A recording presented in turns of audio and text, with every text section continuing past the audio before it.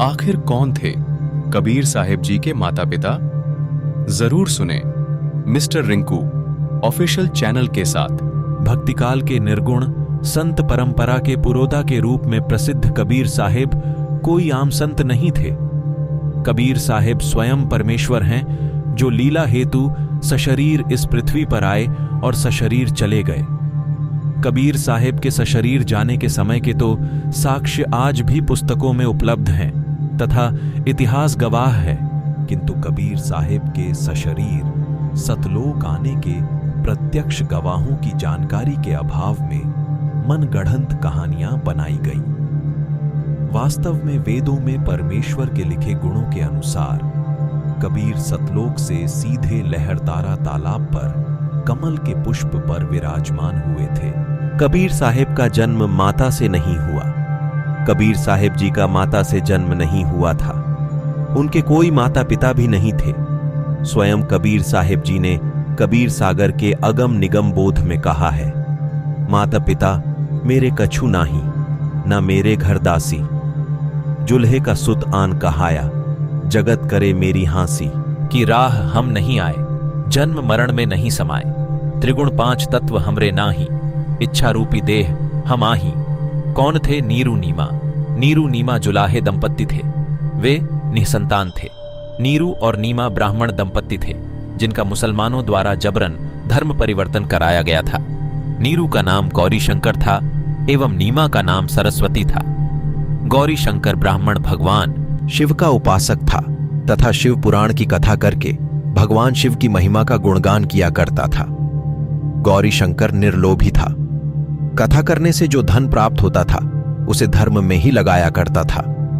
जो व्यक्ति कथा कराते थे तथा सुनते थे, सर्व गौरी शंकर ब्राह्मण के त्याग की प्रशंसा करते थे, जिस कारण से पूरी काशी में गौरी शंकर की प्रसिद्धि हो रही थी।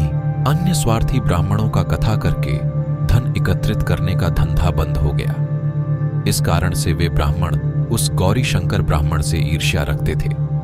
इस बात का पता मुसलमानों को लगा कि एक गौरी शंकर ब्राह्मण काशी में हिंदू धर्म के प्रचार को जोर शोर से कर रहा है। इसको किस तरह बंद करें?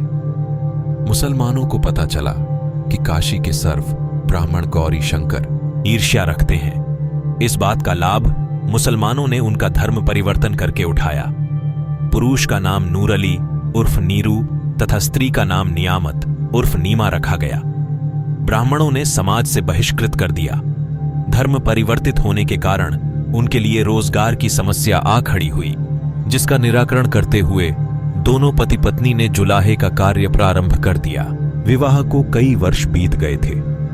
उनको कोई संतान नहीं हुई।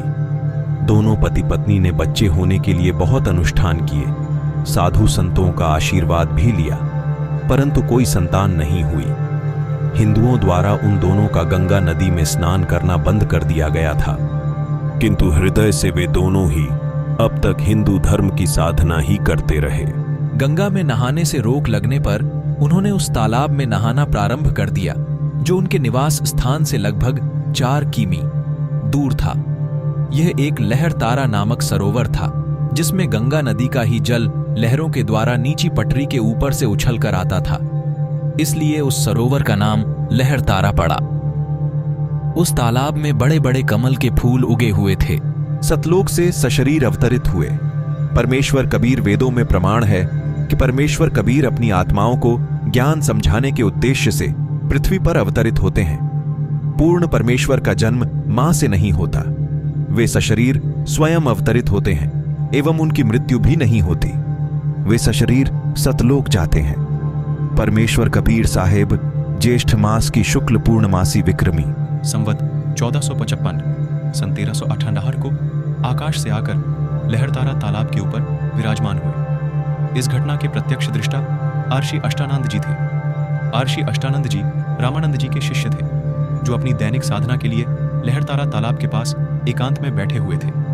उन्होंने आकाश से एक तेज प्रकाश का गोला उतरते देखा, जिससे उनकी आंखें चौंधिया गईं। धीरे धीरे वह प्रकाश कमल पुष्प पर सिमट गया। नहीं थे कबीर साहिब किसी ब्राह्मणी के पुत्र। कबीर साहिब के सशरीर सतलोक जाने के तथ्य को कोई नहीं झुठला सका। किंतु परमेश्वर कबीर साहिब के अवतरण को अनेकों झूठी कथाओं के माध्यम से पेश किया गया है। एक आम असत्य कथा है कि कबीर साहिब किसी विधवा ब्राह्मणी के पुत्र थे, जिसे वह लोकलाज के डर से लहरतारा तालाब पर छोड़ गई थी। इसका खंडन इस प्रकार है कि सर्वप्रथम तो उस समय स्त्रियां पति के साथ सती हो जाया करती थीं, और जो नहीं भी होती थीं, उनकी समाज में बुरी स्थिति थी। ऐसे में किसी विधवा स्त्री के व्यभिचार की बात निर्मूल है। यह भी पढ़ें, कबीर प्रकट दिवस, कलयुग में कबीर परमेश्वर का प्राकट्य। अन्य दंत कथा के रूप में कहा जाता है कि किसी आर्षि महर्षि ने किसी विधवा ब्राह्मणी को पुत्रवती होने का आशीर्वाद दिया, किंतु लोकलाज के डर से उसने पुत्र को तालाब में छोड़ दिया। श्वेत वस्त्र धारण किए हुए विधवा स्त्रियां अलग ही दिख जाती थीं, क्योंकि पूरे समाज से ही उन्हें दूर रहना होता था। दूसरा तर्क यह है कि आर्षि मुनि उस समय शक्तियुक्त एवं ज्ञानी होते थे। आंखें बंद करके आशीर्वाद देने जैसी बात यहां भी निर्मूल सिद्ध होती है। नीरू नीमा को मिले परमेश्वर कबीर नीरू नीमा को परमेश्वर कबीर साहिब के मुंह बोले माता पिता कहलाने का सौभाग्य प्राप्त हुआ था। नीरू नीमा भले ही मुसलमान बन गए थे, परंतु अपने हृदय से साधना भगवान शंकर जी की ही करते थे। प्रतिदिन सवेरे सूर्योदय से पूर्व लहरतारा तालाब में स्नान करने जाते थे। ज्येष्ठ मास की शुक्ल पूर्णमासी विक्रमी संवत 1450 सन 1368 सोमवार को भी ब्रह्म मुहूर्त का समय सूर्योदय से लगभग 1.5 घंटा पहले होता है, में स्नान करने के लिए जा रहे थे। नीमा अक्सर परमात्मा से प्रार्थना करती रहती कि उसे भी एक संतान मिल जाती। तालाब पहुंचते ही जल में प्रथम नीमा ने स्नान किया। जब उसने स्नान कर लिया तो उसे कमल के पुष्प पर एक बालक की छवि दिखाई दी। नीमा ने अपने पति नीरू को आवाज लगाई और कमल के पुष्प पर शिशु होने की बात कही। इस पर नीरू ने झुंझलाकर कहा कि नीमा संतान की इच्छा में बावली हो गई है, अब उसे हर जगह शिशु दिखाई दे रहे हैं। नीमा लगातार अपनी बात दोहराती रही और उसने नीरू से कहा कि वो देखो, बच्चा डूब जाएगा। नीरू ने जब उस ओर दृष्टि की तो सचमुच एक शिशु को देखा और तुरंत कमल के पुष्प से उठाकर नीमा को थमा दिया। परमेश्वर कबीर की सुंदर छवि देखकर नीमा मुग्ध हो गई एवं बालक को सीने से लगाया। जिस परमेश्वर की एक झलक को पाने के लिए लोग न जाने कितनी साधना और तपस्या करते हैं, उस परमेश्वर को नीमा ने सीने से लगाकर अवश्य ही अत्यंत आनंद का अनुभव किया होगा। आदरणीय संत गरीबदास जी ने इसका वर्णन किया है। गरीब कोटि किरण शशि भान सुधि आसन अधर विमान परसत पूर्ण ब्रह्मकु शीतल पिंडरू प्राण गरीब गोद लिया मुख चूंबी करी हेम रूप झलकंत जगर मगर काया करे दमकई पदम अनंत। परमेश्वर कबीर ने चुने। अपने पालक माता पिता नीमा ने जब बालक रूप में परमेश्वर कबीर को आप में घर ले चलने की बात कही तो नीरू ने लोकलाज के डर से मना किया। तब परमेश्वर कबीर ने स्वयं उसी स्थिति में अपने मुख कमल से कहा कि उसे कोई हानि नहीं होगी, वे उसे अपने घर ले चले। इतने छोटे बालक को बोलते देख नीरू अचंभित रह गया और कुछ डरा भी। वह बालक रूप में परमेश्वर कबीर को घर ले आए तथा अपने पुत्रवत पालन पोषण किया। नीरू और नीमा का पूर्व जन्म कबीर साहिब उस पुण्यकर्मी दंपत्ति को यूं ही नहीं मिल गए, बल्कि परमेश्वर कबीर ने उन्हें अपने पालक के रूप में चुना था। वेदों में वर्णन है कि परमेश्वर कबीर प्रत्येक युग में आते हैं। परमेश्वर सतयुग में सत सुकृत नाम से, त्रेता युग में मुनीन्द्र नाम से, द्वापर युग में करुणामयी नाम से और कल युग में अपने वास्तविक नाम कबीर से आए। द्वापर युग में करुणामयी नाम से आए कबीर साहिब के शिष्य हुए सुपच सुदर्शन। सुपच सुदर्शन ने परमेश्वर कबीर का तत्व ज्ञान समझा और उनके वास्तविक रूप के दर्शन किए थे, किंतु उनके माता पिता ने ज्ञान नहीं समझा और वे कबीर साहिब को भगवान मानने को तैयार ना हुए। वृद्धावस्था में उनकी मृत्यु होने पर सुपच सुदर्शन ने परमेश्वर कबीर से यह प्रार्थना की कि किसी जन्म में वे उनके माता पिता पर भी दया करें और उनका मोक्ष कराएं। नीरू और नीमा वाली आत्मा पूर्व जन्म में सुपच सुदर्शन के माता पिता के रूप में थी। परमेश्वर कबीर पुत्र रूप में नीरू नीमा के घर बालक रूप में परमेश्वर कबीर को नीरू नीमा अपने घर ले आए।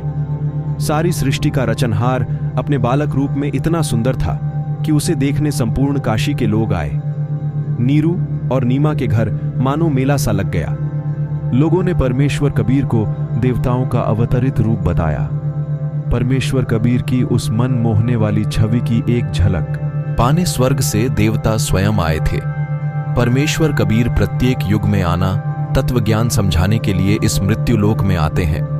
अपनी प्यारी आत्माओं के लिए वे ही तत्वदर्शी संत बनाते हैं। इस प्रकार एक जुलाहे की लीला करते हुए गूढ़ अनमोल तत्व ज्ञान देने परमेश्वर सतलोक से सशरीर अवतरित हुए एवं लीलाएं की। परमेश्वर कबीर के मुंह बोले माता पिता नीरू और नीमा हुए। तो ये थी कबीर जी के माता पिता का परिचय।